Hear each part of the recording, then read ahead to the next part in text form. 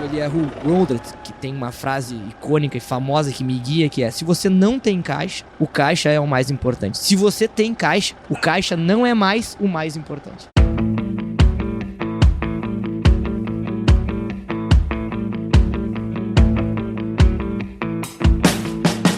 E aí, pessoal, seja muito bem-vindo, muito bem-vinda ao podcast Raízes do Agro, uma parceria entre o Agro Resenha e o Grupo Piscin, que tem como objetivo perpetuar os valores das famílias no campo e o respeito pela terra. E nesse episódio aqui, tô com o Juandres, eu falei certo, né? Falou certo. Antunes, produtor rural, engenheiro de produção. Isso aí. E aqui no Rio Grande do Sul, ele vai contar um pouco da história dele, inclusive já vamos agradecer o nosso querido amigo Antônio da Luz, né? Sim, que foi quem nos colocou em sim. contato aí. Falei, Antônio, eu preciso de uns caboclos bons aí pra nós trocar ideia. Ele falou, não, conversa com o Andres lá que vai dar tudo certo. Que responsa o Antônio colocou aí, hein, Paulo? Cara, muito obrigado, cara, por estar aqui com a gente. Seja super bem-vindo ao Raízes, cara. Eu que agradeço estar nas raízes aqui, né? Vamos ver o que podemos conversar aí, o que podemos elucidar da nossa trajetória no agronegócio aí. É isso aí, cara. E, bom, já começa aí pra nós, contando um pouquinho da sua história, um pouco das suas raízes aí no campo, cara. Bom, eu me chamo Juandres Horbe Antunes, eu já sou a 4ª geração de uma família produtora que inicia seus trabalhos em 1940, em São Lourenço do Sul, no sul do Rio Grande do Sul, granja de arroz. Olha. E naquele momento era o meu bisa João, e ele teve 3 filhos. E isso seguiu com esses 3 filhos, eles seguem, ainda existe essa primeira granja lá, a Granja Barrancos, e se expandiu para Santa Vitória e para Jaguarão ao longo do tempo aí. E há 5 anos atrás eu entrei nesse negócio, fui estudar em Pelotas, né? O pré-requisito para entrar na nossa família é ter uma formação acadêmica. Achei que era estudar em Pelotas. Falei, ué, todo mundo estudando em Pelotas. Não, Pelotas é aquela coisa, né? Daqui a pouco só sai a brincadeirinha aí, né? Mas eu nasci em Porto Alegre, não te preocupe. Enfim, então ali fui estudar em Pelotas, fui estudar engenharia de produção, né? Na verdade, eu comecei aqui em Porto Alegre e pelas situações da vida, eu acabei parando em Pelotas porque eu conheci num carnaval em Jaguarão a minha esposa. Olha aí. E aí, cara, os negócios eram pra lá, o meu pai não tava, na geração do meu pai, o meu pai não atuou no negócio e tinha uma lacuna ali, que desde que meu avô faleceu há 15 anos atrás, nenhum representante direto da nossa linha, nossa veia familiar tava lá. E tinha essa regra, enfim, eu me coloquei à disposição pra contribuir, né? Legal. Cara, e é interessante, assim, porque, assim, eu sou engenheiro agrônomo, né? Fiz um mestrado em engenharia de produção. Você sabe que foi uma questão interessante, cara, assim, abre a nossa mente, né, vamos dizer assim. Como que foi pra você, cara? Porque uma coisa é você ter sido criado e ter convivido no campo e tal, e outra coisa é você cair de paraquedas no negócio com uma área de conhecimento totalmente fora. Eu acho legal porque você vem sem vício. Mas ao mesmo tempo é desafiador pra caramba, né? Imagino que como que foi esse primeiro momento seu ali, cara? Primeiro, foi um baque, porque eu não sabia qual era a diferença de um arroz pra soja, né? E chegando lá, os primos, né, me olharam e disseram, pô, mas esse guri não entende nada, vamos ter que fazer um intensivo com ele, né? E aí me colocaram prontamente em Jaguarão, numa das unidades produtivas, e ali eu fiquei 6 meses morando com um primo, que desde já agradeço, gosto muito dele, o João Moraes, meu chefe. Ainda é meu chefe. E vai, se Deus quiser, permanecer durante muito tempo meu chefe. E ele ali começou a tirar essa barreira, né, do cara da cidade que veio de Porto Alegre, fez a transição para Pelotas, para entender a cultura do campo. E eu fui cada vez me apaixonando mais por isso. Mas logo percebi uma coisa, Paulo, que onde eu contribuía mais era no escritório. A primeira vez que eu cheguei lá, o encarregado, né, me olhou, me cumprimentou, né? Aquela mão grande, forte, firme, né? E virou minha mão assim, eu achei meio esquisito aquilo, né, Paulo? O cara olhou, essa mão aí é de escritório, essa mão não é pra lavoura. E ele tava certo, mas é aquela coisa, né? Tu só vai poder enxergar... Não pela mão, né? Não pela mão, mas tu só vai poder enxergar o sistema como um todo e realmente entender, colocar as práticas da engenharia de produção, né? Indo lá no teu chão de fábrica. E no caso do agricultor, o chão de fábrica é a propriedade, é o solo. Né? É no máximo silos depois disso, mas antes de mais nada tem que entender como é que se semeia. Sim, mas viu, tem uma frase muito boa que é o seguinte, cara, dizem que o melhor solo para se trabalhar é o carpete, fica tranquilo. Pelo menos é mais confortável se o cara cai, né, tia? Não, cara, mas eu acho interessante isso, porque assim, eu imagino que você mandou pra mim, a gente conversando antes, né, assim, cara, eu percebi logo de cara que o melhor lugar para eu estar é na área administrativa, no escritório, né? Financeiro e tudo mais. Que é uma área super importante e que muitas vezes ela é deixada em segundo plano dentro do processo ali, né, cara? Como que foi esse início? Porque, assim, uma coisa que a gente fala muito e discute é que, cara, hoje em dia não tem como você dar bobeira, bicho. Você tem que ter as coisas no papel bem organizadas, né, cara? Como que foi estruturar isso? Você já pegou algo estruturado que você tocou ou não? Você pegou um negócio do zero, teve que estruturar pra começar a entender? Paulo, um ótimo ponto, assim, a família, por ter expandido os negócios para mais de uma localidade, ela acabou tendo não só família dentro, né? Nessas expansões a gente angariou outras 2 famílias que não são nucleicas, não são morais, né? E isso permitiu que desde sempre a gente tivesse um sistema de contabilidade, um sistema de DRE, demonstrativo do resultado do exercício, um sistema de balanço patrimonial bem auferido e com um regramento do que se pode e o que não se pode distribuir, com uma estratégia sempre voltada para o caixa. Então, nesse sentido, eu já cheguei com uma estrutura realmente sólida do ponto de vista financeiro. E eu, curiosamente, como função específica, quando fui a Jaguarão, era integralizar a contabilidade que existia lá com o escritório de Pelotas. Ah, entendi. Então, dentro desse processo, e aí progredindo um pouquinho, né? Como é que funciona um pouco o nosso negócio, né? Como gerir 4 granjas, que teoricamente têm sociedades distintas, né? Só tem uma forma. Tendo claro os números, tendo balanço patrimonial, tendo DRE e deixando ali, daqui a pouco uma tá um pouco melhor, outra tá um pouco pior, tendo um sistema entre elas de, joga um pouco de dinheiro pra cá, pega esse financiamento pra lá, né? Muita confiança e muita seriedade, o que são os valores principais do nosso negócio. Legal. Confiança diria que é o primeiro. Sim, sim. Cara, e você comentou muito comigo ali antes de começar, né, da gente trocar essa ideia, que todo o negócio, a estratégia do negócio todo é baseada em caixa. Você sempre teve um caixa forte. E eu acho que isso é um ponto importante de explicar o que é um caixa forte. Porque assim, quando a gente ouve o Antônio da Luz falar, é muito legal. Você não, o negócio do produtor, ele é financeiro. Ele põe dinheiro no fim e pega o dinheiro no final. Então, tudo que acontece no meio ali são operações, mas no fim do dia ele tem uma operação financeira, né, cara? Como que é esse lance? O que é trabalhar com um caixa forte, cara? Com todo carinho aqui, a minha sogra que tem uma padaria, tá? Mas o negócio é o seguinte, o negócio é que nem o português dizia, um bolso entra, o bolso sai. E no último bolso de trás tem que sobrar alguma coisa.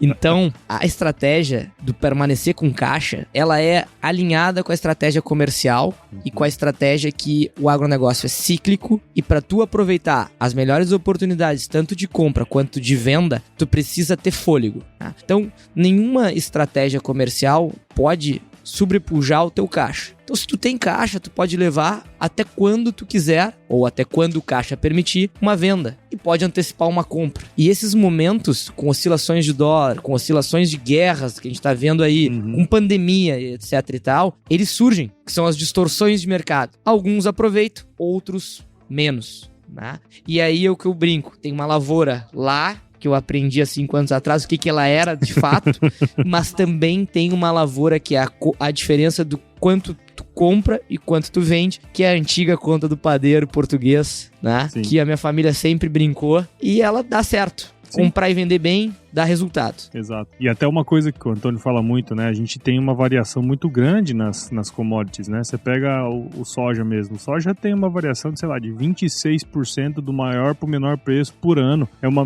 Cara, se você não tiver dinheiro, você vira escravo, né? Do mercado, né, cara? Exatamente. E as oportunidades nesse sentido, tratando da soja, que é um pouquinho diferente do arroz, né? Nosso grupo hoje é dividido praticamente 50-50 nas propriedades, tá? Algo em torno aí de 4.500 hectares de arroz, 4.500 hectares de soja, um pouco mais, um pouco menos. E a estratégia de soja, inicialmente, quando ela entrou, além dos ganhos agronômicos, era para fazer caixa cedo. Porque a soja permite ter ferramentas de tu, antes de plantar, vender. Sim. E o produtor tem que usar, tem que travar custo, tem que travar margem, na verdade, né? E isso sempre foi uma estratégia, com o advento da soja, fortificou ainda mais o nosso negócio. Sim, sem dúvida, cara. Porque quando você tem caixa, você aproveita as oportunidades, né? Eu acho que esse é o grande ponto aí, né? Mas, cara, conta pra gente um pouco também. Você falou que hoje você tá envolvido na federação, né? Do arroz. Eu acho que assim, antes da gente falar disso, vamos falar um pouco do arroz. Porque você falou assim, o arroz é um pouco diferente do soja. O soja a gente permite que a gente faço um hedge, venda antes e tal. Como que é um negócio arroz, cara? Tem pra nós aí. Que pergunta difícil, hein? Um negócio, vamos dizer, milenar, né? Mas enfim, o arroz, diferentemente do mercado da soja, que é um mercado puxado, o mercado do arroz é um mercado empurrado. O que é isso? A gente produz, mas a gente não tem um comprador certo e nenhum contrato que eu possa colocar ele mais na frente. Então, à medida que a minha produção está dentro do silo, eu saio ofertando. Então, eu empurro essa venda. Enquanto a soja, com contratos de bolsa, tu puxa essa venda, porque tu pode, antes de plantar, estar 100% vendido. Então, essa é a grande diferença. Eu saio aqui pelo Rio Grande do Sul, pela FederArroz, muitas vezes falando sobre mercado de arroz e dou alguns pitacos no mercado da soja, muito piores que o do Antônio da Luz, com certeza, mas me inspiro muito nele. E aí, dentro disso, eu sempre digo assim, voltando um pouquinho pro caixa, né? Se tu não tem como vender antes a tua produção, mais um motivo para tu ter caixa. E aí tem o Eliyahu Goldratt, que tem uma frase icônica e famosa que me guia, que é: se você não tem caixa, o caixa é o mais importante. Se você tem caixa, o caixa não é mais o mais importante. Então, o que isso dá o balizador e o norte, né? Pro mercado de arroz, voltando aqui. Como eu vou ter que empurrar essa produção, eu preciso escolher os momentos onde as pessoas querem me comprar. E eu preciso entender o que são os elementos compradores de liquidez dentro desse mercado. E eu tenho grandes indústrias, eu tenho exportações que precisam ser compradas em volumes altos, né? E eu tenho, em alguns momentos, algumas distorções, como essa enchente que foi uma loucura das pessoas indo ao supermercado, consumindo mais do que necessitavam, e aí todas as indústrias, pequena, média e grande, demandando uma quantidade que não é compatível com o consumo mensal nosso aqui do Brasil, né? Ou com a média mensal. Então é isso, tu tem que estar ligado nesse negócio aí no arroz. Tá? E por isso que ele é diferente, eu não tenho um mercado internacional, uma bolsa de Chicago, enfim. Até existe esse mecanismo de bolsa, mas ele não é líquido. Não tem liquidez, né? Que é diferente. E, cara, tô vendo assim, pô, você manja muito de mercado, já deu pra perceber, né? É o seu business, é o seu negócio, tá ali no administrativo, no financeiro, no comercial, entender essa variação, enfim. Mas, cara, quando você olha tudo que você tá fazendo e o que você pretende fazer, obviamente, né, cara? E você volta naquele dia lá que você decidiu ir pra fazenda, cara. O que te vem na cabeça, assim, velho? Vem uma satisfação de ter permanecido no desafio. Cara, de não ter desistido nas 3 primeiras semanas. Cara, era outro mundo, era outra realidade, era aprendizado na veia 100% do tempo, uma outra maneira longe da família, né? Morando com um primo que, por coincidência ou não, eu conheci 1 ano antes de morar com ele, né? Apesar de ser primo e irmão do meu pai, que os dois se conheciam muito bem, eu fiz toda a minha vida toda em Porto Alegre, né? Servindo no exército, fui do CPUR, enfim. Então, cara, eu agradeço por ter ficado no desafio. Pelos caras terem me apoiado, ter dito antes, fica porque logo as coisas vão sorrir. E, cara, as coisas foram sorrindo. Os anos melhoraram do ponto de vista financeiro pro grupo, o valor comercial do arroz, teve bons anos de soja nesses últimos 5 anos. Teve o advento, o convite que eu agradeço muito ao presidente Alexandre Velho da FederArroz para ser diretor de exportação nessa instituição que é gigante, que representa os produtores e faz um grande trabalho agora nesses leilões do arroz, né? Que, enfim, foram perversos aqui com a gente, e a gente foi tecnicamente, defendeu com o presidente, com o Anderson Belloli, né, o executivo, que não iria faltar arroz, que nós tínhamos um problema pontual de logística, onde ontem na Câmara Setorial os caras mostraram, Uruguaiana tinha uma ponte de só vai e só volta pra escoar o arroz. Faz, né, cara? Então, e aí os caras querendo botar 7 bi pra comprar arroz de fora, subsidiar aqui dentro pra poder vender nos famosos R$4, né? E que sentido faz isso se eu não tenho uma ponte pra escoar minha produção? Infraestrutura não foi nem 2 bi ainda pra reconstruir estradas internas nossas. Sim. Então, assim, bom, esse assunto é vasto. Eu não vou me estender, tu me pergunta pra que lado nós vamos, entendeu? Não, porque assim, cara, uma coisa que chama atenção, né? Porque assim, você não tava no negócio, você não tava no dia a dia, né? Porra, você conheceu seu primo de verdade 1 ano antes, quer dizer, isso tudo só acontece porque é família, né, cara? Eu não sei se você tem essa mesma percepção, porque a raiz é a mesma, sabe? Sim. Como eu ressaltei, o ponto da confiança sempre foi um ponto nevrálgico no nosso negócio. E essa confiança, ela passa por família, mas também passa pela credibilidade que eu vou estar lá e ele ele me passou. Esse ponto nós nunca vamos afastar. Tem que ser, a pauta inicial tem que ser a confiança. Autorresponsabilidade, enfim. Então, realmente, se não fosse família, eu provavelmente não chegaria naquela posição. Mas isso não impede que, chegando nessa posição, a gente não tenha, nesses últimos 5 anos, tá? Que dá a coincidência de ser junto com a minha entrada, mas não significa que eu tenha, sendo um fator influenciador nisso, que é a organização, que é tu montar um conselho, talvez um tabu ainda em alguns locais do campo, mas que é importantíssimo para uma 4ª geração ter sustentabilidade, né? Tu montar dentro desse conselho um organograma, tu montar um regramento bem específico do que pode e o que não pode, né? Para não se perder essa confiança no fim. E no fim do dia, tem toda a confiança, tem toda a questão da família, mas tem o resultado também, né, velho? Claro, quando os resultados são bons. Isso aí também não se discute. Então, assim, não adiantava nada também todo mundo ter te dado a confiança se não tivesse dado o resultado também, que eu acho que esse é um ponto importante também do negócio, né, velho? Sem sombra de dúvidas. É o elo ligante total.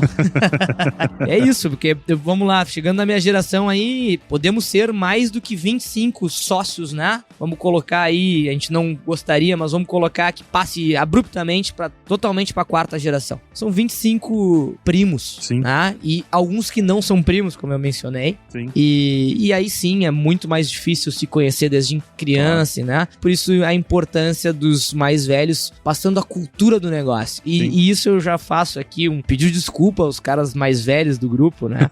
Quando o cara chega cheio de ideia e cheio de tesão, né? E não é assim que funciona. Tu tem que entender primeiro exatamente o mundo que tu tá inserido pra tu validar mais as tuas ideias antes de sair dando as ideias. Sim. Então, cara, foi sensacional aí esses primeiros 5 anos, tá? Sim. E, cara, tem um ponto, assim, que a gente sempre fala aqui, que é o seguinte: a gestão, né, todas essas informações, esses dados, eles são importantes pro negócio, não tem dúvida, né? Mas você tocou num ponto interessante que, porra, você é a 4ª geração, daqui a pouco vem a 5ª, daqui a pouco vem a 6ª, né? Como que tudo isso que vocês têm, de todos os controles, de todas as informações, como que isso ajuda nesse processo de sucessão, cara? Sucessão não, até aprendi um termo bom aqui agora com a menina que tava aqui antes de você, que ela tem todo um plano de continuidade familiar, não um plano de sucessão familiar. Ela estudou isso, sabe? Ela tá... Então, assim, como que isso ajuda no plano seus de continuidade lá na família? Aí é um ponto, Paulo, que tu tocaste, que é muito sensível. Por ter mais pessoas e os fundadores, digamos assim, já não estarem presentes no negócio, muitos deles já faleceram, essa conversa de ajuste societário, de ajuste de regramento, ela tem que ser feita com bons profissionais, porque da mesma forma que se tem o Antônio da Luz, nós temos uma consultoria com ele sensacional, nós tivemos que buscar a ajuda do Banco do Brasil, ajuda de outros profissionais como o Flávio, tá? Para auxiliar nesse processo de regrar, de conter algumas feridas que possivelmente se abrem e a gente não pode deixá-las abertas muito tempo, né? Então isso é um trabalho profissional. Essa menina que tava aqui antes, não a conheço, mas se ela tá falando que esse termo ela usou pra dentro da família dela, muito provavelmente foi pra suavizar essa transição geracional e o conflito geracional que se encontra a maior parte das empresas hoje pela velocidade em que mudou o mundo, né, Paulo? Não sei se tu concorda comigo, mas eu, por exemplo, quando saí do colégio em 2010, não existia o WhatsApp. Sim. Hoje Foi o cara ontem, né? entra no colégio com o WhatsApp. A rede social que eu tinha era o Orkut, mas antes disso era o Mirk. Agora é o Facebook, o Orkut nem existe mais. Sim. Tá massificado 3G, 4G, 5G. É outro mundo da comunicação, é outro anseio dessa galera mais jovem. Me foge um nome aqui, mas acho que é Dado Scherer. Um tempo atrás eu fui numa palestra dele no Encontro Jovem da Farsul, em Bento Gonçalves, não, em Gramado, tá? E ele tava falando isso, cara. As gerações pensam diferente, têm interesses diferentes, se movimentam de forma diferente. Sim. Então, cara, tu tem que estar preparado com isso, com o quê? Com um regramento claro, com um processo sucessório bem estabelecido, com um organograma, com metas e tarefas, enfim. Sim. Com profissionalismo. Cara, e no fim do dia é isso, né? A gente fala muito de inovação, você falou de redes 4G, e tem tecnologia pra tudo quanto é lado, né, cara? E no fim do dia, a inovação, de alguma maneira, ela é uma consequência dessa profissionalização, né? Eu imagino que dentro do seu processo todo aí de estruturação, de análise e tal, você foi vendo onde que tava o BO também, né? Claro, e vamos contar um bastidor aqui, né? Ninguém vai ficar sabendo, pode ficar público tranquilo. seleto aqui, né? Vocês não espalhem muito. Que é o seguinte, né? Quando o cara entra e vem de um mundo, assim, Porto Alegre, enfim, né? Outra geração, tu olha e tu vê que tem muita questão familiar, né? E aquilo tu não pensa, mas isso aqui não é tão profissional, isso aqui tá mais voltado pra família, essa decisão não foi tão profissional. E aí tu entende que, imagina tu chegar lá pra um cara que tá há 30, 40 anos fazendo daquela maneira e dizer pra ele, cara, tu tá tomando uma decisão que eu não considero tão profissional, né? Tá, isso foi pancadaria, foi um negócio horrível, tu entendeu? Tiro, porque o cara porrada é e bomba. profissional, tu entendeu? Sim, o cara sim. é competente, o cara faz assim e dá certo. Então não é o termo profissional, não tô botando mais profissionalismo naquilo ali, não é isso. Eu tô só mudando a ótica da tomada de decisão. Só isso, tá? E isso não quer dizer que é menos ou mais, mas é que ela tá mais fundamentada no livro, Sim. e não tanto na emoção, Sim, né? sim, sim. E um negócio familiar, ele tem esse viés da emoção, né? É Tem. verdade. E como é que tu media a emoção, o termo que eu não uso mais, que é profissionalismo, mas como é que tu media a emoção, a transição, né, e um novo forma de fazer dar certo, digamos assim. Sim. Esse é o desafio. Ó, baita desafio, né? Pra todo mundo, né, cara? E, bom, eu quero voltar naquele assunto do Federarroz lá, né? Porque, assim, a gente tem várias entidades representativas, né? Tem as federações, a Federação da Agricultura, aqui no Rio Grande do Sul tem a Federarroz, tem as associações de produtores de soja, enfim, tem um monte de entidades representativas aí dos produtores. E quando a gente olha de longe, né, eu faço parte, querendo ou não, né, da federação lá de Mato Grosso. Quando a gente olha de longe assim, é cheio de cabeça branca, né, cara? Nossa, como é que é pra você aí, cara? Como é que é pra você? Essa questão é muito boa. Primeiro é o seguinte, cabeça branca é bom e careca também, viu? Porque isso significa que os caras tiveram experiências e passaram por algumas coisas na vida que solidificaram as suas posições, né? E eles têm muito a ensinar. E esse foi o ambiente que eu encontrei na Federarroz. Um grupo que eu sou o mais jovem, porém um grupo muito receptivo e que gosta muito de ensinar. E que gostou de receber um cara mais jovem lá dentro. Então o que eu considero, Paulo, e acho isso bem importante, inclusive defendo isso com unhas e dentes. Nós temos que colocar o que tem de melhor das empresas dentro das instituições. E não aquele cara que não tá dando tão certo dentro da minha empresa, eu jogo ele pra instituição. Por que disso? Porque a instituição é o que representa todos. Então ali tem que estar o que tá de melhor no mundo do arroz, no mundo da soja, no mundo das federações de agricultura dos estados, né? E o que tem de melhor, tem o melhor jovem, tem o melhor sênior, tem o melhor... vamos lá, vamos seguir as classificações de idade, né? Melhor. Então, o que eu vejo? E isso tem que ser atrativo para aquele cara que tá em início de carreira, né? Como é meu caso. Tem que estar organizado. Então, eu considero, assim, um privilegiado de ter sido convidado pelo Alexandre Velho para compor a diretoria dele na Federarroz. E considero que todos os líderes de entidades deveriam procurar jovens, não só para formar eles, como, por exemplo, os eventos da Farsul Jovem, mas também para trocar essas ideias de forma suave, suavizando isso, que é as questões geracionais e de interesses em que cada um tem nos seus pontos de vida, né? Claro, cara. E eu acho isso interessante, porque assim, eu faço essa provocação, né? Porque eu acho que essa mistura, ela tem que acontecer, porque eu vejo em algumas federações, vejo alguns sindicatos rurais, por exemplo, né? Que a distância ficou muito grande, sabe? Que antes, tipo, você tinha o Cabeça Branca, que eu tô brincando, mas daqui a pouco o filho dele tava ali. Aí daqui a pouco o filho dele tava ali, via e tal, começava a participar, daqui a pouco o neto entra, sabe? Essas coisas assim, que tem que ir passando mesmo, né? Tem que tendo essa mescla. E eu imagino que isso que você falou é muito verdade, cara. O negócio tem que estar organizado para ser atrativo, né? Pro cara estar ali e ver o valor de participar de uma reunião, de qualquer coisa, de uma comissão, né? Porque isso aí que vai fazer o cara voltar. Porque ele até vai uma vez. O duro é voltar, né, velho? Exatamente.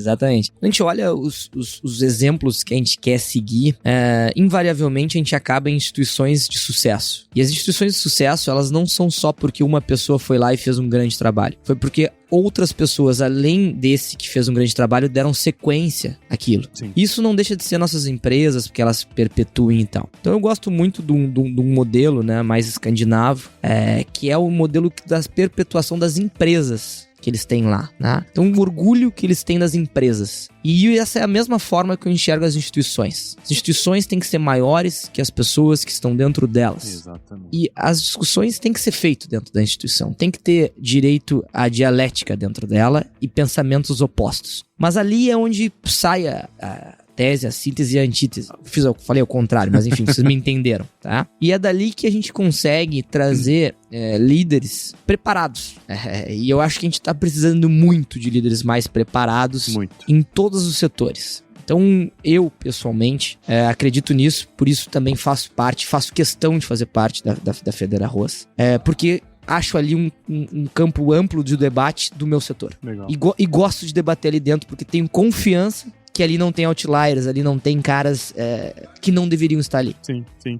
Isso é importante, né, cara? Porque, assim, se você tá num ambiente seguro, você vai colocar a sua opinião de maneira, né, ela sendo contrária ao que está sendo discutido ou não, você precisa de um ambiente que vai te proporcionar fazer essas antíteses no momento que tem que ser feito, né, cara? Com certeza, e eu acho que, assim, ó, um dos exemplos, assim, eu tenho várias pessoas dentro da Federarroz, eu tenho como exemplos de profissional e pessoal mesmo. E uma das coisas que me tocou foi quando, por exemplo, o presidente Alexandre Velli falou que, por mais que ele poderia seguir permanente na Federarroz, porque ele é um case de sucesso e difícil substituir, talvez quase impossível, ele me disse, não, Andres, eu vou cumprir o estatuto da Federarroz e não vou mudá-lo e não vai ter um terceiro mandato. E isso me despertou mais uma chave, né?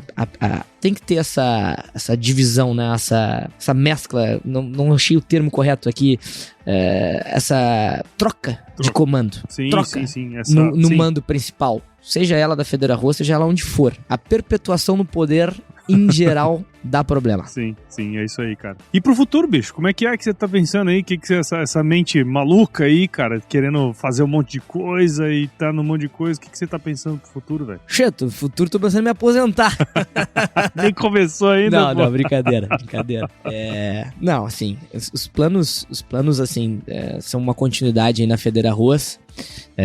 São poder contribuir com a classe, são poder passar por essa transição geracional aí nos próximos anos, e são poder perpetuar o nosso negócio, arroz, soja e pecuária, o Grupo Moraes, Granja Sobrado, Granja Paulomi, Granja Barrancos e Granja Minuano, fazer esse negócio durar mais 100 anos. Então, o objetivo é uma caixinha, ano a ano, fazer dar certo, entendeu? Reformular se der errado. E, como eu te disse, se eu não desistir 5 anos atrás, eu não vou me aposentar lá, acho que não vai ter jeito.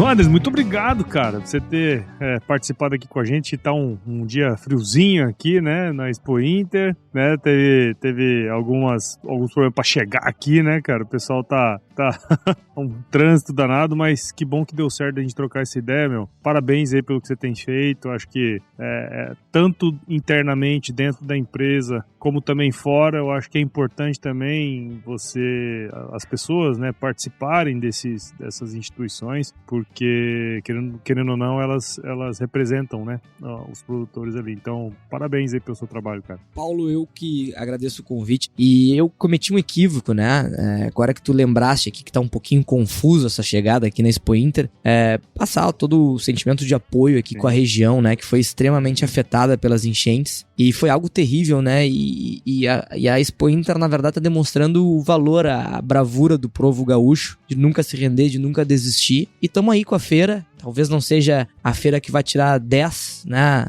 em comparativo com outras, né, com ela mesma, mas ela saiu, né, Sim. Paulo, e isso demonstra a superação e que vai ter muita coisa ainda por vir, os desafios a superar, né. Com certeza. Então eu queria fazer essa menção e deixar aí a memória, né, infelizmente ruim desse evento climático aí que prejudicou tantas pessoas. Sim. Imaginar que isso aqui tava debaixo d'água 60 dias atrás é meio surreal, né, cara? Eu que nasci aqui em Porto Alegre, então, tu olha onde chegou a água nas paredes, é inacreditável, um negócio difícil mesmo de conceber a imagem. Sim. Né? Mas, cara, pra quem quiser seguir o seu trabalho, como que a gente pode te encontrar, cara? Barbaridade, tem que fazer um LinkedIn, que vergonha. Pode procurar no Instagram, Juandres com J, Juandres HA. Pronto. Tá? Aí. Ou se tu lê seguido, né? Juandrecha. Entendeu? Ficou estranho, mas agora é assim mesmo. Agora é tá? assim mesmo. Muito bom, muito bom. E pra você que ouviu esse episódio meu aqui com o Andres, tenho certeza que você viu o valor em tudo que a gente conversou aqui. Então considere compartilhar esse episódio com alguém que vai se beneficiar desse conteúdo. O podcast cresce na medida que você participa com a gente. Então siga o Raízes do Agro em seu agregador de podcasts favorito e acompanhe também os episódios aqui no Agro Resenha Podcast. Siga o Grupo Piscin nas redes sociais, basta procurar por @Grupo Piscin no Instagram, Facebook, LinkedIn e YouTube. E visite o site do Grupo Piscin, no www.piscin.com.br. Dê uma olhadinha no blog que se mantém no site e entre em contato para saber mais sobre as soluções e tecnologias voltadas para o campo. Andres, obrigado de novo, cara. E eu sempre termino os meus episódios aqui com uma frase de muita sabedoria, cara, que é o seguinte: se chover não precisa molhar a horta não, tá bom?